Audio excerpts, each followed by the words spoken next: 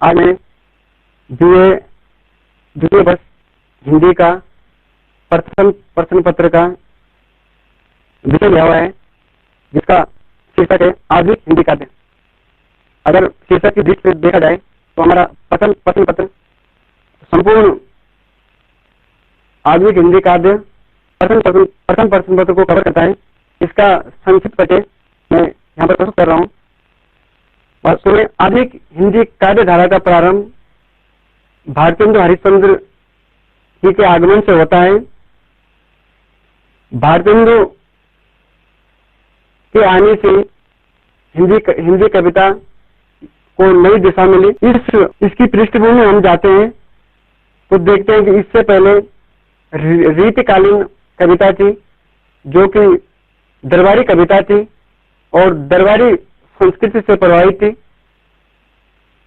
इस समय की कविताओं में केवल राजा महाराजाओं को प्रसन्न करने के लिए की जाती थी, लेकिन आधुनिक हिंदी कविता जो हमारे सामने आती है वो नए भावबोध के साथ हमारे सामने आती है और उसका प्रमुख विशेषता थी तत्कालीन राजनीतिक सामाजिक परिस्थितियां। वास्तव में अगर हम देखा जाए 1850 या उसके बाद क्या समय हमारे आधुनिक हिंदी कविता को जाता है। 1857 में जो प्रथम स्वतंत्रता आंदोलन लड़ा गया था, उसके परिणाम स्वरूप संपूर्ण देश में नए भावबोध जागने को मिले, जिसका प्रभाव हिंदी कविता में मिला। इस प्रकार हमारी आधुनिक कविता राष्ट्रीय प्रेम, राष्ट्रीय भावों से ओतप्रोत कविता है। अध्ययन की सुविधा के लिए हम इनको इस हिंदी कविता को 4 चरणों में विभाजित करते हैं। पहला चरण प्रथम उत्थान काल के नाम से जाना जाता है, जिसे भारतीय युग भी कहा जाता है। द्वितीय उत्थान काल द्विवेदी युग के नाम से जाना जाता है। तृतीय उत्थान काल छायावादी युग के नाम से जाना जाता है। चतुर्थ उत्थान काल प्रगतिवादी युग के नाम से जाना जाता है और पंचम जो उत्थान काल है वो प्रयोगवाद एवं नई कविता के नाम से जाना जाता है। सर्वप्रथम अगर भारतेंदु युग की बात हम करते हैं तो इसका समय 1868 से 1903 तक आना जाता है और इस काल के कविता के केंद्र में भारतेंदु हरिश्चंद्र जी थे, जिन्होंने रीतिकालीन जो सीमित दायरा से निकाल करके हिंदी कविता को नई दिशा दी। इस काल की कविता में नायिका प्रेम के स्थान पर राष्ट्र प्रेम को स्वीकार किया गया। भारतेंदु हरिश्चंद्र के अतिरिक्त प्रताप नारायण मिश्र, बद्रीनारायण चौधरी, प्रेम गामी, किशोरीलाल गोस्वामी आदि इस युग के प्रमुख कवि थे। भारतेंदु युगीन कविता की जो प्रमुख विशेषता इस प्रकार है। इस युग की कविता नक्शत वर्णन, अलंकारों के भद्दे प्रदर्शन के सीमित क्षेत्र से निकलकर देश प्रेम, भाषा प्रेम, समाज सुधार आदि के विस्तृत क्षेत्र को में प्रभावित हुई थी। भाषा प्रेम के संदर्भ में भारतेंदु जी की कविताएं 2 पंक्तियां प्रमुख है। निज भाषा उन्नत है सब उन्नति के मूल, बिन निज भाषा ज्ञान के मिटे में है का सूल। इस काल की कविता की अन्य विशेषता में इस काल की कविताओं ने सामाजिक रूढ़ियों, सामाजिक कुरीतियों एवं राजनीतिक दास्ता का विरोध करते हुए सर्वत्र राष्ट्रीय चेतना भरने का प्रयास किया, जो कि सराहनीय प्रयास था, जिसके परिणाम हमें आगे देखने मिलेंगे। भाषा एवं छंद की हम दृष्टि से देखते थे तो इस काल की कविता में रीतिकाल का प्रभाव था। कविता की प्रमुख भाषा ब्रज भाषा ही थी और वही ब्रज भाषा की कोमल कांत पदावली का यहाँ पर प्रयोग हो रहा था, लेकिन फिर भी भारतेंदु एवं उनके सहयोगी जो कविगण थे, उन्होंने खड़ी बोली लिखने का भी प्रयास किया था।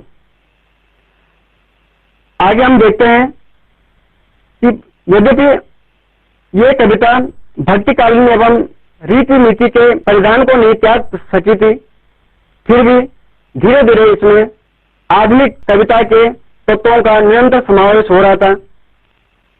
इस काल की अन्य विशेषता में कविगण प्रकृति के उद्दीपक रूप की मोह मज्जा को छोड़ करके उसके आलमन रूप को ग्रहण करने लगे। इस प्रकार से उन्होंने प्रकृति का सूक्ष्म चित्रण भी किया है।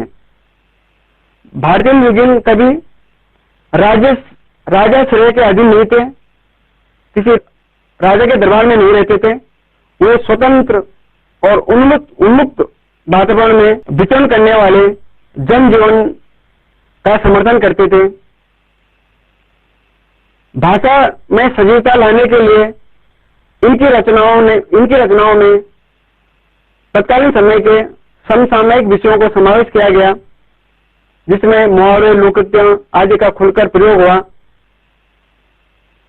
यद्यपि इन्होंने अतीत के गौरव का भी प्रदर्शन किया है। यहाँ पर जनजीवन से अधिक संपर्क बनाए रखने के लिए इस काल के रचनाओं में कुली, कजरी जैसे गीतों का भी समावेश किया, जो कि एकदम हमारे परंपरागत काव्य से भिन्न था। वस्तुतः भारतीय युगीन कविता नवीन और प्राचीन काव्य के मध्य एक श्रृंखला बनकर आई थी, जिसने आधुनिक कविता के लिए आधार तय किया था। इसके बाद निकलकर हम द्वितीय उत्थान काल में आते हैं, जिसको द्विवेदी युग के नाम से संज्ञा दी जाती है।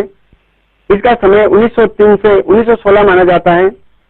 आचार्य महावीर प्रसाद द्विवेदी इस काल के प्रवर्तक हैं। उन्हीं के नेतृत्व में इस काल के कवियों ने काव्य रचनाएं की। इस काल को, जहां भारतीय काल को जागरण काल भी कहा जाता है, वहीं द्विवेदी युग को जागरण सुधार काल के नाम से भी जाना जाता है। यह हिंदी कविता का द्वितीय सोपान है। इस काल की जो महत्वपूर्ण विशेषता थी वो थी खड़ी बोली हिंदी का काव्य भाषा में विकास। इस काल के कवियों ने भाषा की शुद्धता और सरलता पर बल दिया।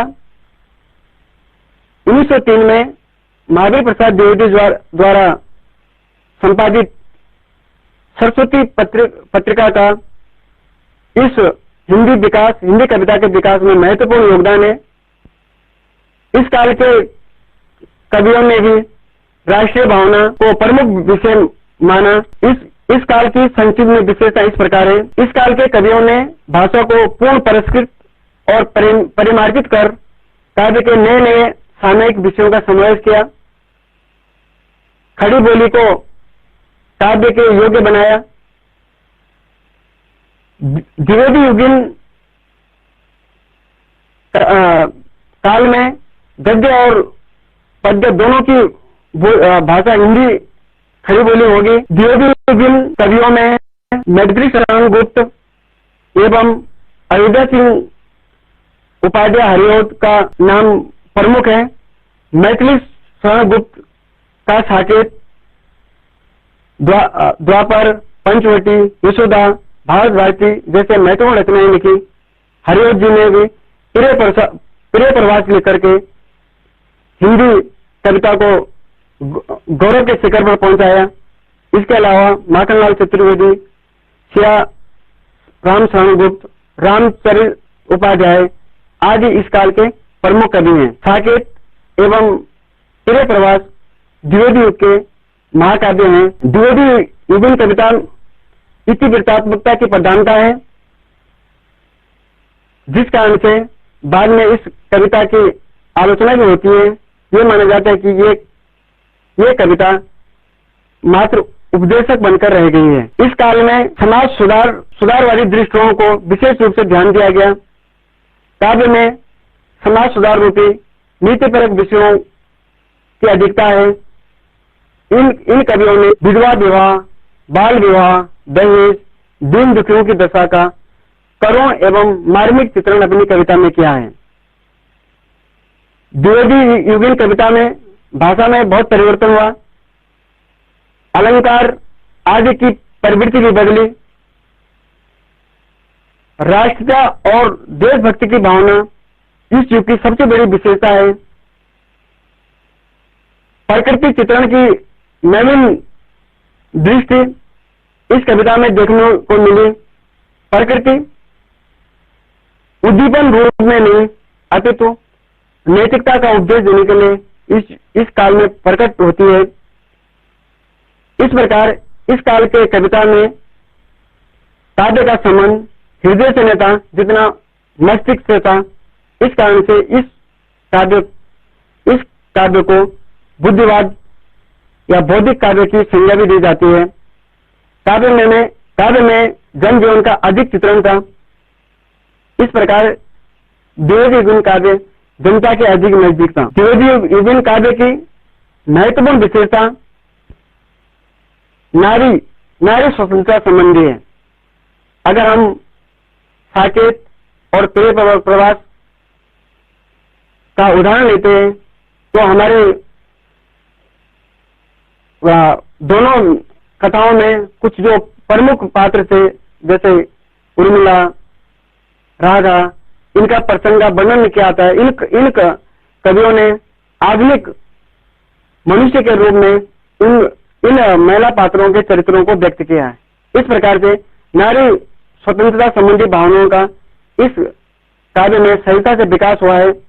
नारीत्व के प्रति उच्च भावना की अभिव्यक्ति करने वाले भावों का यहाँ पर विकास हुआ है। अंग्रेजी कविताओं के अनुवाद की अधिकता भी इस काव्य में रही।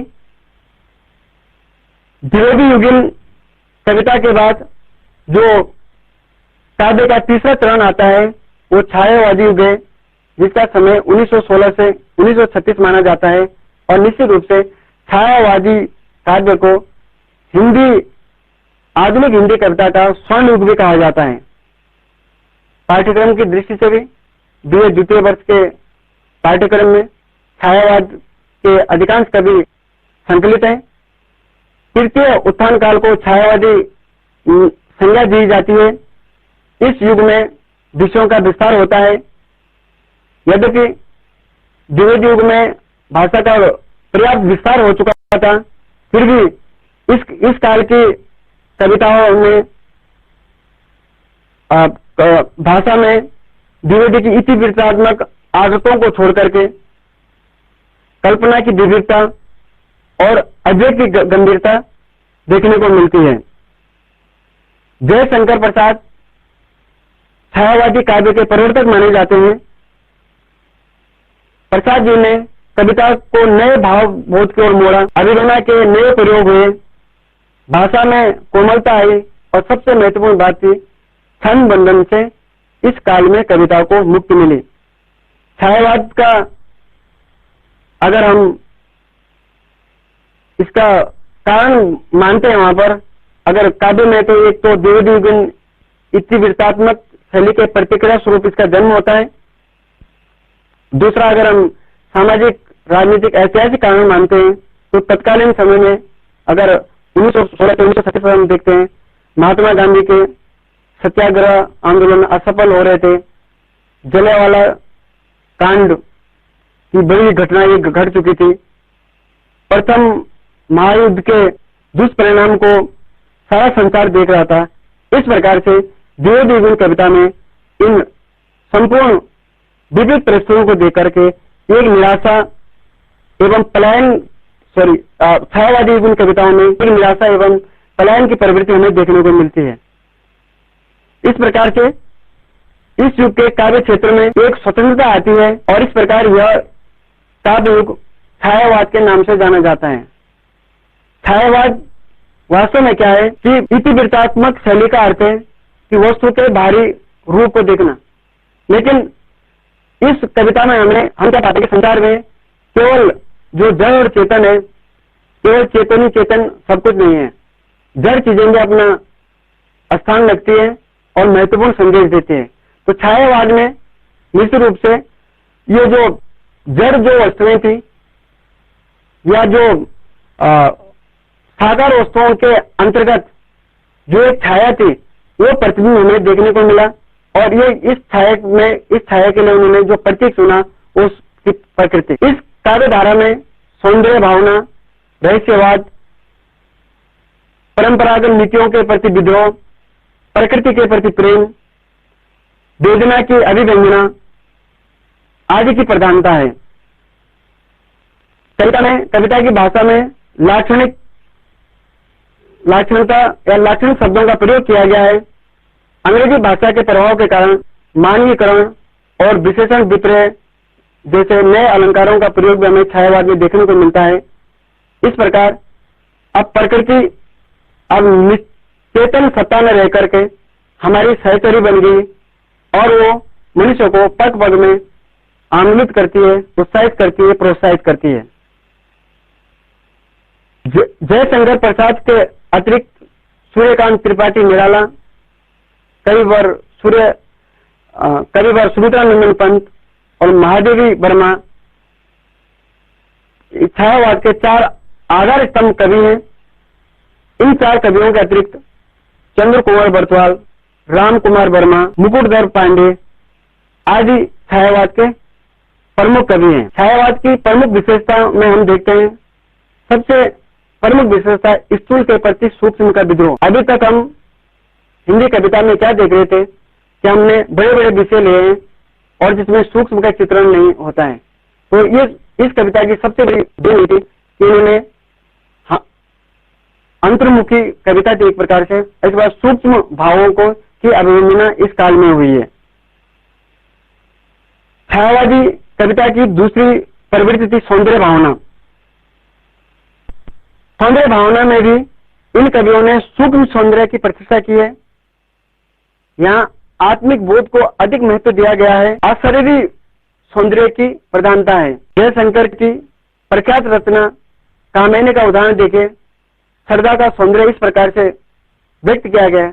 ओ देखा वो सुंदर दृश्य, नयन का इंद्रजाल अभिराम, कुसुम वैभव में लता समान, चंद्रिका से लिपटा घनश्याम। इस प्रकार से उदाहरण से स्पष्ट हो रहा है कि अभी तक सौंदर्य के नाम पर जो हमारा परंपरागत जो नीति थी, जो परंपरा थी, उसका विद्रोह यहाँ पर देखने को मिलता है और नए रूप का चित्रण हमें मिलता है। छायावादी कविता में प्रकृति सौंदर्य को भी बड़े अच्छे ढंग से प्रस्तुत किया है। इन कवियों के लिए प्रकृति अनंत सौंदर्यों में रंगी हुई है। यहाँ प्रकृति पर चेतना का आरोप है। कविवर पंत का कह उठते हैं, उस फैली हरियाली में कौन अकेली खेल रही है माँ, उषा की मृदुलाली में। इस प्रकार से यहाँ मानव जीवन की समस्त भावनाओं और अनुभूतियों को की अभिव्यक्ति प्रकृति के माध्यम से हुई है। प्रकृति छायावादी कवियों का आदर्श रहा है और एक प्रकार से कवियों ने ये चेष्टा की है कि हम इस निराशा और हताशा के वातावरण से अगर कोई मुक्त कर सकते हैं तो हमें प्रकृति के पास जाना है।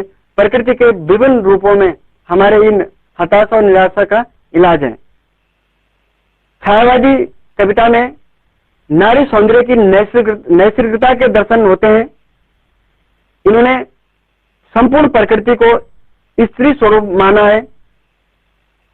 प्रकृति के माध्यम से नारी का नैसर्गिक सौंदर्य व्यक्त करने का प्रयास किया है। आंसू में जयशंकर प्रसाद कह उठते हैं, शशि मुख पर घूंघट डाले, अंचल में दीप छिपाए, जीवन की गोधुली में कौतूहल से तुम आए। इस प्रकार से नारी सौंदर्य को भी नए रूप से व्यक्त किया गया है। छायावादी कविता में प्रेम भावना का विकास भी प्रकृति प्रेम, मानव प्रेम, अज्ञात प्रियतम के प्रति प्रेम के रूप में हुआ है। महादेवी वर्मा की पंक्तियां, तुम मुझ में प्रिय फिर परिचय कहां, इस चीज का उदाहरण है। अज्ञात प्रियतम के प्रति प्रेम ये छायावादी काव्य की एक प्रमुख विशेषता है और हम देखते हैं कि छायावादी कवि अपने अज्ञात प्रियतम को प्रकृति के विभिन्न रूप में ढूंढने का प्रयास कर रहा है। छायावादी कविता में मानवतावादी दृष्टिकोण से हमें देखने को मिलता है और इस प्रकार कविंद्र रविंद्र और अरविंद दर्शन की छाप इस कार्य में मिलती है। मानव के सौंदर्य का निरीक्षण करते हुए पंत कह उठते हैं, सरस सुंदर है बेहद सुमन सुंदर, मानव तुम सबसे सुंदरतम। इस प्रकार जीवन के बदलते हुए मूल्यों की काव्यगत अभिव्यक्ति भी छायावाद की विशेषता है। इन कवियों ने प्राचीन जीवन मूल्यों के प्रति विद्रोह की भावना थी और तत्कालीन जो सामंती संस्कृति या दरबारी संस्कृति थी उसका इन्होंने विद्रोह किया। इस प्रकार से ये काव्य के क्षेत्र में नए जीवन मूल्य स्थापित किए। इस कारण से ये कवि स्वतंत्रवादी हो गए और इन कवियों ने काव्य धारा में जन कल्याण एवं विश्व मंगल की भावनाओं को परिचय दिया। कुछ आलोचक छायावाद को रहस्यवाद का भी प्राण मानते हैं। छायावाद मानव जीवन सौंदर्य और प्रकृति को आत्मा का अभिन्न स्वरूप मानता है। प्रकृति में असीम अगोचर सत्ता का आभास इस काव्य धारा के सभी कवियों में देखा जाता है। छायावाद की अन्य महत्वपूर्ण विशेषता में वेदना परक काव्य है। छायावादी कवि वेदना से भरा हुआ है, दुख से भरा हुआ है, करुणा, निराशा, आशा के रंग से रंगी हुई इस कविता का दार्शनिक भाव सारे संसार को वेदना में देखने को मिलता है। इसी वेदना को से शुद्ध सेवा और आध्यात्मिक जीवन की अनुभूति होती है। इसी वेदना से हम बौद्ध धर्म की स्थापना भी होती है। महात्मा बुद्ध ने भी संसार के दुखों और कष्टों के निराकरण के लिए एक नया दर्शन दिया था, तो उसी की छाप हमें छायावादी काव्य में देखने को मिलती है। छायावादी काव्य में देश प्रेम और राष्ट्रीय भावना की सुंदर अभिव्यक्ति मिलती है। प्रसाद को भारत के प्राकृतिक सौंदर्य के प्रति प्रेम के साथ साथ भारत के अतीत के प्रति, अतीत में जो समृद्धि थी उस पर भी गर्व था। इस कारण से प्रसाद के शायरी में हमारे अतीत का जो सौंदर्य है, अतीत का जो गर्व है वो देखने को मिलता है। वे भारतीय इतिहास के अतीत के स्वर्णिम पृष्ठों की व्याख्या करने वाले हैं। माखनलाल चतुर्वेदी की पुष्प की अभिलाषा कविता में अगर हम देश प्रेम की झलक देखने को मिलती है, मुझे तोड़ देना बनमाली, उस पथ पर तुम देना फेंक, मातृभूमि पर शरीर चढ़ाने जिस पथ पर जावे वीर अनेक। श्रृंगार भावना को भी छायावादी कवियों ने अत्यंत संयमपूर्ण रूप से व्यक्त किया है। प्रसाद जी ने लजीले सौंदर्य का बड़ा मनोहारी चित्रण किया है। तुम कनक कनक किरण के अंतराल में लुक छिपकर चलते ही हो क्यों, हे लाज भरे सौंदर्य बता दो, मौन बने रहते हो क्यों। व्यक्तिगत चिंतन और अनुभूति की अभिव्यंजना भी छायावादी काव्य में देखने को मिलती है। इस काव्य धारा में विषय के स्थान पर विषय को महत्व दिया गया। इस युग की कविता अंतर्मुखी होगी। कवि का अहम पुष्ट हुआ वो व्यक्तिगत संस्कारों, चिंतन एवं कल्पना के आधार पर वस्तु के चित्रण में रुचि लेने लगा। प्रतीकात्मक शैली और अलंकार योजना छायावादी काव्य की अन्य विशेषता है। इन कवियों ने लाक्षणिकता के साथ साथ प्रतीकों का भरपूर प्रयोग किया है और प्रतीक में इन्होंने प्रकृति के विभिन्न रूपों को प्रस्तुत किया है। बिंब विधान एवं चित्रात्मक शैली छायावादी काव्य की अन्य प्रवृत्ति है। छायावादी कविता को पढ़ते स्वतः ही पाठकों के हृदय में चित्र एवं बिंब उपस्थित हो जाते हैं। भाषा एवं शब्द का चयन, सौंदर्य शब्द का चयन, भाषा का सौंदर्य, इसको व्यक्त करने में इन कवियों ने विशेष महारत हासिल की है। मानवीकरण, विशेषण, विपर्य जैसे अलंकारों को इस कविता में हमें देखने को मिलता है। इस प्रकार छायावादी कविता को हिंदी कविता का स्वर्ण युग माना जाता है। छायावाद के बाद अगला चरण जो आता है वो प्रगतिवादी युग का है। प्रगतिवाद 1936 से 1943 तक का समय माना जाता है। प्रगतिवादी कविता जनवादी कविता थी। यह मार्क्सवादी विचारधारा पर आधारित थी। कार्ल मार्क्स, जिसने कि पश्चिम में शोषित और शोषक वर्ग जो दो रूपों में समाज बंटा हुआ था, इसको पाटने का प्रयास किया। इसी का अनुसरण हमें इस युग की कविताओं में मिलता है। वास्तव में अगर देखा जाए तो छायावादी कविताएं में छायावादी कविता जो कल्पना लोक में विचरण कर रही थी या कल्पना के अनंत तक पहुंच गई थी, उस कल्पना लोक से प्रगतिवाद उस कविता को यथार्थ के धरातल पर लाने का प्रयास करता है। इस कारण से इन्होंने प्रकृति को छोड़ करके आम समाज के शोषित पीड़ित वर्ग को अपने कविता का विषय बनाया है, कर्म का संदेश दिया है, जो छायावादी कविता में एक प्रकार से निराशावाद या पलायन का आरोप लगता है, उससे प्रेरित होकर के इन्होंने कर्म का संदेश देकर के कमजोर शोषित पीड़ित वर्ग में उत्साह का संचार किया है। प्रगतिवादी कविता का प्रारंभ करने का श्रेय महाकवि सुमित्रानंदन पंत को जाता है। उनकी युगवाणी और ग्रामर नामक काव्यों में हमें प्रगतिवाद के दर्शन मिलते हैं।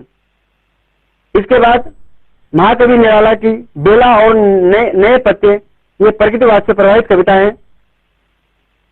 इसके अलावा केदारनाथ अग्रवाल, नागार्जुन, डॉक्टर रांगे राघव, रामविलास शर्मा, भवानी प्रसाद मिश्र, शिव मंगल सिंह सुमन, त्रिलोचन, दिनकर आदि इस काल के प्रमुख कवि हैं। प्रगतिवाद की प्रमुख प्रवृत्तियों में हम देखते हैं, इन्होंने जो समाज में जो आर्थिक विषमता थी, उस विषमता को प्रयास करने का प्रयास किया। कृषक मजदूर प्रगतिवाद के विषय थे। केदारनाथ अग्रवाल की पंक्ति देखे, सड़े घूर की गोबर की बदबू से दबकर महज जिंदगी के गुलाब की मर जाती है। प्रगतिवादी कवियों ने सामाजिक समस्याओं और विभिन्न घटनाओं एवं परिस्थितियों की वंदना की है। प्रगतिवादी कविता में बौद्धिकता और व्यंग का प्रचार है। बौद्धिक दृष्टि का रूप जनजीवन की समस्याओं में दिखाई पड़ता है। कवि सुधार की भावना से प्रेरित होकर के समसामयिक विषयों का वर्णन करते हैं। कवि पूंजीवाद को, उनकी शोषण की प्रवृत्ति को, आधुनिक राजनीति को, उसकी झूठी डिग्री को तथा अन्य आर्थिक और सामाजिक विषमताओं के समर्थकों को अपने व्यंग्यों का लक्ष्य बनाता है। प्रगतिवाद में प्राचीन का परिवर्तन कर नवीन युग के अनुकूल बनाने की प्रेरणा है। इस आवाज में कवियों की क्रांति की भावना मुखरित हुई है। राजनीति और धर्म की बहुत सी रूढ़ियां एवं परंपराओं में परिवर्तन करने के लिए प्रगतिवादी कवियों ने परिवर्तन की पुकार की है। प्रगतिशील कविता में सांस्कृतिक समन्वय की भावना व्याप्त है। पंत जी ने काव्य में सांस्कृतिक समन्वय की चर्चा की है, जिसके मूल में अरविंद का चेतनावाद और मार्क्स का समाजवाद है। इन दोनों के समन्वय में पंत ने एक ऐसी विश्व संस्कृति की कल्पना की है जिसमें धर्म, जाति, वर्ण इत्यादि के भेद मिट जाए और मानव स्वभाव ही सुंदर मानव आदर्श बनकर अपूर्ण को पूर्ण की ओर नर बनाए। प्रगतिवादी कविता में राष्ट्रीयता और अंतर्राष्ट्रीय की भावना का विकास हुआ है। देश प्रेम एवं राष्ट्रीयता की भावना का स्वरूप अतीत के गौरवगान से भिन्न है। कवि अपने निवास स्थानों, जनपद, ग्राम की ओर देखकर प्रेम में मग्न होता है। प्रगतिवादी कवियों ने राष्ट्रीयता के साथ साथ अंतर्राष्ट्रीय की भावना का भी विकास किया है। प्रगतिशील कवियों ने कर्म का संदेश देकर गिरते हुए व्यक्ति को उठाया है और मानवता को एक अपरिमित शक्ति दी है। प्रगतिवादी काव्य में प्रेम एवं सौंदर्य का रूप सीमित हो गया है। कुछ आलोचक प्रगतिवाद को नीरस एवं शुष्क भी मानते हैं। प्रगतिवादी कवियों ने नारी को भी शोषित माना है। वो पुरुष की दासी बनकर अपना स्वतंत्र व्यक्तित्व खो बैठी है। पंत जी ने अपने आधुनिक कवि की भूमिका में लिखा है, सामंत युग के स्त्री पुरुष सदाचार का दृष्टिकोण अब अत्यंत संकुचित लगता है।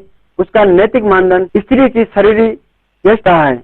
इस प्रकार नारी को विलास की सामग्री का न मानकर प्रगतिवाद ने उसकी स्वतंत्रता का समर्थन किया है। प्रगतिवाद का काव्य का मूल स्वर शोषित एवं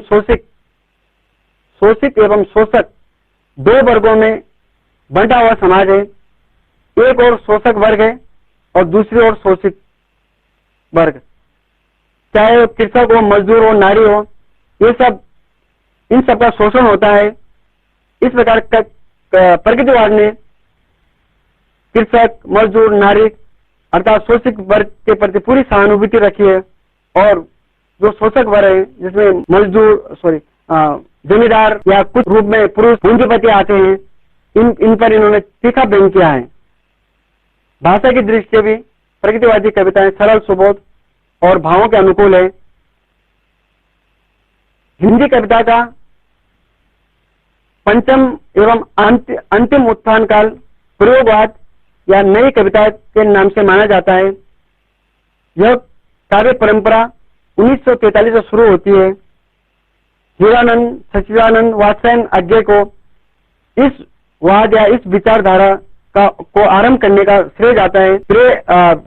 अज्ञे जी ने तत्कालीन समय में 4 सप्तक, जिसमें तत्कालीन समय के 4 महान लेखक थे, गजानन माधव मुक्तिबोध, नेमीचंद जैन, भारत भूषण अग्रवाल, प्रभाकर माचुए, गिरिजा कुमार माथुर, रामविलास की कविताओं का संकलन किया है। 1951 में प्रयोगवादी साहित्य को बढ़ावा मिलते हुए दूसरा 4 सप्तक निकला, जिसमें भवानी प्रसाद मिश्र, शकुंतला माथुर, हरिनारायण व्यास, शमशेर बहादुर सिंह, नरेश मेहता, रघुवीर साय और धर्मवीर भारती की कविताएं हैं। प्रयोगवाद के मूल में समाजशास्त्रीय दर्शन है। वास्तव में प्रयोगवादी कविता में फ्रायड के मनोविश्लेषणवाद और डार्विन के अस्तित्ववाद को विशेष प्रभाव या स्थान मिला। इन कवियों ने कार्ल मार्क्स की विचारधारा के स्थान पर फ्रायड एवं डार्विन को स्थान दिया। इस प्रकार प्रयोगवाद की जो कविताएं हैं वो इसमें लॉरेंस, इलियट या आदि पश्चिमी कवियों का दर्शन देखने को मिलते हैं। प्रयोगवादी कविता समाज कल्याण का वास्तविक यथार्थवाद के आदर्श को लेकर चलती है। इन कवियों ने यौन वर्जनाओं एवं कुंठित वासनाओं की ओर विशेष ध्यान दिया है। वास्तव में भारतीय साहित्य का अब तक का ये विषय रहा है कि ये चीजें अनछुए रहे थे। इन कवियों ने परंपरागत उपमानों के जगह नए उपमान, नए बिंब, नए भाषा का प्रयोग किया है। इसी कारण से प्रयोगवाद की संज्ञा भी दी गई है। इन कवियों का मानना है कि अब हमारे परंपरागत जो उपमान है अब वो बासी हो गए, उनमें वो शक्ति नहीं रही कि वो जन जीवन को प्रेरित कर सके या उन्हें संदेश दे सके। प्रयोगवादी कवियों ने भावुकता के स्थान पर बौद्धिकता को स्थान दिया है। प्रयोगवादी कविता में प्रेम का शाश्वत स्वरूप मनोविश्लेषणवाद से प्रभावित हुआ है। उसमें साधनात्मक प्रेम का अभाव है और मानसल प्रेम एवं दमित वासना की अभिव्यक्ति मिलती है। कला के क्षेत्र में छंद विधान तथा भाषा शैली के प्रति विद्रोह हुआ है। साहित्यिक परंपरा के प्रति भी विद्रोह की भावना इस काव्य में हमें देखने को मिलती है। प्रयोगवाद नई कविता में जीवन का व्यंग्यपूर्ण चित्रण हुआ है। नए कवि की दृष्टि में संघार के स्वर अधिक प्रखर है। उनकी दृष्टि में उनकी दृष्टि जीवन की क्रूरता पर टिकती है। प्रयोगवादी कवियों का सौंदर्य बोध अधिक व्यापक है। सौंदर्य का विस्तार बांस की टूटी हुई टट्टी, कंक्रीट के पोच, खंबे से लटकती ओढ़नी आदि विषय में देखने को मिलती है।